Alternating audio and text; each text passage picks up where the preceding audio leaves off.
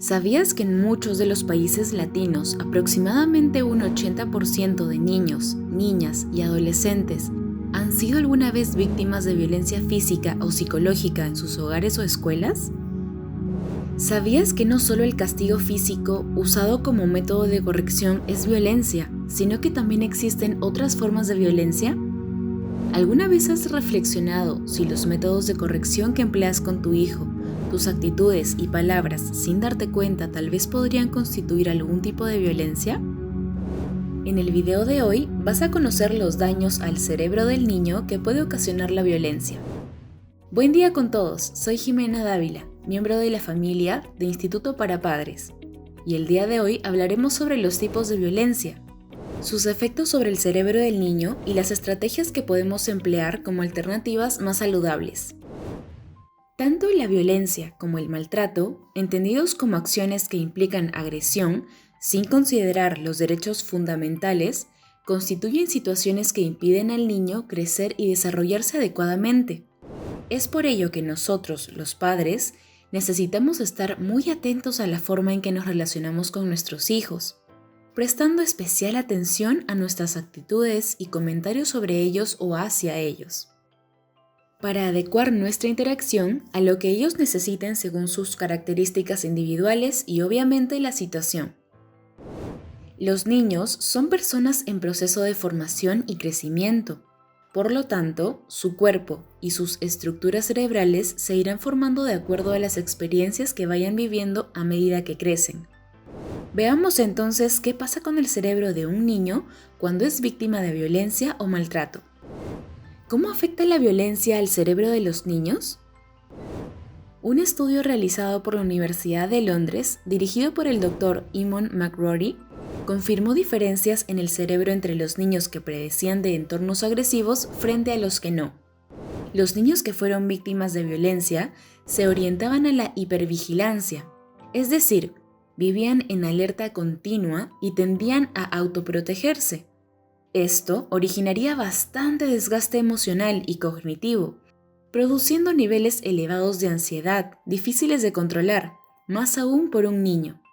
Además, su estudio concluyó que la violencia sufrida en la infancia genera alteraciones neurológicas que determinan la personalidad. Por ejemplo, la hipervigilancia constante, que consiste en mantener un estado de alerta y expectativa a lo que pueda pasar, puede relacionarse con una personalidad ansiosa y con un sentimiento casi permanente de inseguridad como consecuencia. En otro estudio realizado en Estados Unidos, concluyó que los niños que han sido testigos o víctimas de abuso emocional, físico o sexual tienen mayor riesgo de sufrir problemas de salud en la adultez, pudiendo tratarse de afecciones a la salud mental como ansiedad, depresión, baja autoestima o problemas físicos asociados a la diabetes, cardiopatías, obesidad, etc. También se altera el estado afectivo, por lo que los niños difícilmente van a poder experimentar tranquilidad de forma sostenida. Probablemente se orientarían al estrés en el futuro, haciéndose más propensos a desarrollar problemas de conducta, problemas emocionales y más tarde posibles enfermedades psicosomáticas, es decir, enfermedades físicas que se acentúan por malestares emocionales o psicológicos, por ejemplo, gastritis, migraña, alergias, etc. Como puedes darte cuenta, ambos estudios concluyeron en que los niños podrían desarrollar afecciones a su salud mental, emocional e incluso física en edades futuras, con la posibilidad de que se ponga en riesgo su adaptación en los años siguientes o en la adolescencia.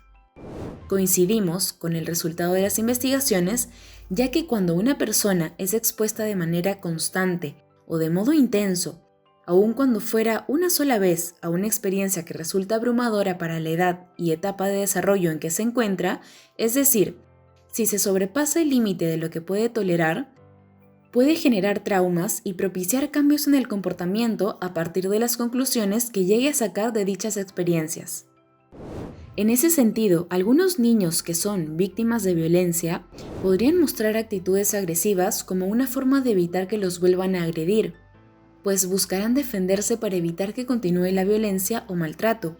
O también podrían mostrar miedo, angustia y llanto, evidenciando mayores necesidades de protección, si se tratara de niños más susceptibles o con mayores grados de afectación. Para aclarar este punto vamos a plantear un ejemplo. Sofía es una niña de 3 años, a quien le gusta explorar y tomar cosas para colocarlas en otro lugar. Su mamá, Clara, trata de enseñarle a ser lo más ordenada posible desde pequeña, por lo que le da una palmada en la mano cada vez que la encuentra en alguna parte de la casa retirando cosas de su lugar, y le dice no. Con el tiempo, las palmadas en la mano han venido acompañadas de gritos, y actualmente, al no obtener resultados, Clara, la mamá, ha optado por incorporar insultos a la hora de corregir entre comillas. Las reacciones de Sofía también han ido cambiando. Al principio se asustaba ante la palmada en la mano, luego soltaba lo que tenía en la mano y lloraba. Actualmente se moviliza en dirección contraria a su madre, llora y tiembla, incluso antes de que su madre la toque. Basta con verla llegar cuando está jugando. ¿Te das cuenta qué tipo de conducta ya se están instalando en Sofía y cuáles son sus necesidades? ¿Qué hubiera pasado si desde la primera vez Clara hubiera buscado otra forma de corregir la conducta de su hija al no ver resultados positivos? Más aún, ¿qué hubiera pasado con Sofía si desde el principio Clara hubiera utilizado una forma de corrección que no implique agredirla? Es posible que Sofía no hubiese llegado a desarrollar esas conductas que denotan temor y angustia ante la presencia de su madre cuando ella juega o explora. Es por tal razón que resulta muy importante observar a tu hijo para conocerlo. Aquí en mi país, Perú, la violencia ha llegado a formar parte de la crianza de los niños hasta el punto de normalizarla e incluso defenderla.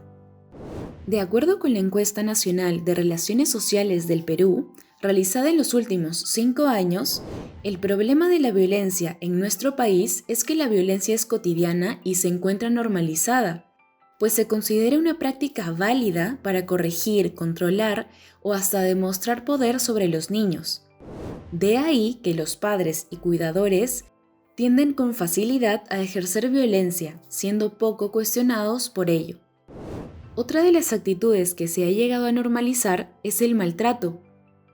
En el maltrato se encuentran todas las formas de agresión que no necesariamente implican contacto físico, como por ejemplo, insultar a tu hijo, dirigirte a él con vocabulario soez, amenazarlo, rechazarlo, ignorarlo, denigrarlo frente a otros, no permitir que se desenvuelva de acuerdo a su edad, no tomar en cuenta sus opiniones ni emociones, calificarlo con ofensas, manipularlo, criticarlo con intención de daño, compararlo, insultarlo o discriminarlo, etc.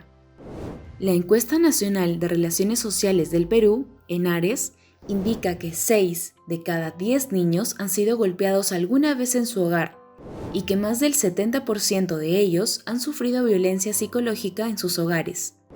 También señala los motivos a los que los niños atribuyen la violencia que sufren. Por ejemplo, el 70% de los niños atribuye la violencia que recibe en su hogar a su desobediencia. El 24% lo atribuye al hacer cosas prohibidas. El 18% considera que sus padres los violentan porque les faltan el respeto. Por lo general, los niños tienen poco margen para responder o cuestionar la violencia que experimentan. De acuerdo con esa encuesta, el 48% de los niños está de acuerdo con que los padres tienen derecho a golpear a sus hijos por su mala conducta. El 10% considera que los agreden por sacar malas notas. Además, hay quienes consideran que son agredidos por fallar con responsabilidades domésticas y escolares. Por otro lado, el 13% considera que los maestros tienen derecho a maltratar a los estudiantes. Es importante escuchar a tu hijo, consultarle qué piensa, qué siente, indagar a qué conclusiones está llegando cuando es corregido, para asegurarte de que no esté sacando conclusiones erróneas. Así también te permitirá analizar su punto de vista desde su edad y etapa de desarrollo, y rescatar aquello que te ayuda a promover una convivencia mucho más sana y beneficiosa para su desarrollo. Bien, ya sabemos de qué trata la violencia y los efectos que podría generar en los niños, y los daños que pueden originarse en su cerebro. Ahora veamos 3 pautas importantes a seguir para proteger el desarrollo cerebral de tu hijo y generar un entorno familiar libre de violencia. Número 1. Educar en la inteligencia emocional. Promueve junto a tu pareja respuestas emocionales saludables. Si consideras necesario, busca apoyo para poder criar desde el amor y el respeto, para no tomarte las conductas y actitudes de tu hijo como algo personal. Hazlo. Así beneficiarás mucho a tu hijo, pues podrás relacionarte mucho mejor con él, llegando a una mejor confianza y empatía.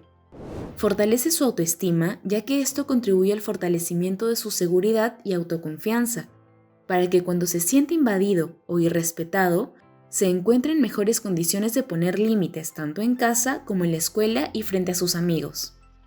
Número 2. Modificar los pensamientos erróneos asociados a la violencia. Analiza y detecta tus creencias irracionales en torno a la violencia. Puede que no ejerzas violencia hacia tu hijo, pero mantener pensamientos que avalen la misma, como por ejemplo el pensamiento "una nalgada a tiempo forma buenos hijos", te pone en riesgo de caer en formas de relacionarte con tu niño que sin querer podrían resultar violentas. Si llegas a detectar un pensamiento que promueva la violencia, cámbialo por otro más saludable. Si necesitas apoyo de un especialista para esto, no dudes en buscarlo. 3. Generar un entorno familiar de apoyo. Promover la escucha, comprensión y unión familiar suele ser muy positivo, para que si alguien se equivoca o incurre en un exceso, los demás pueden aportar con su punto de vista y ayudar a percatarse de los errores y poder corregirlos. Tomando en cuenta estas pautas, podrás brindar a tu hijo un entorno familiar mucho más saludable y promover una mejor adaptación a la vida. Esto definitivamente le ayudará a ser más feliz, pues aprenderá a relacionarse desde el amor, desde el respeto, desde la calma, tanto en su vida personal como relaciones, trabajo y demás contextos en los que se desenvuelva. Con esto hemos terminado el video de hoy, así que ya sabes, existen formas de violencia y maltrato que no implican agresiones al cuerpo, pero generan daño al cerebro del niño. Por favor, ten siempre presente esta información, aplica las pautas aquí mencionadas y recuerda que si a pesar de aplicar estas pautas, consideras que aún tienes dificultades para manejar las conductas de tu hijo, tenemos una capacitación gratuita en manejo eficaz de la conducta infantil desde el amor y el respeto. Solo tienes que registrarte, el enlace lo dejaremos en la descripción de este video. Gracias por tu atención y hasta la próxima.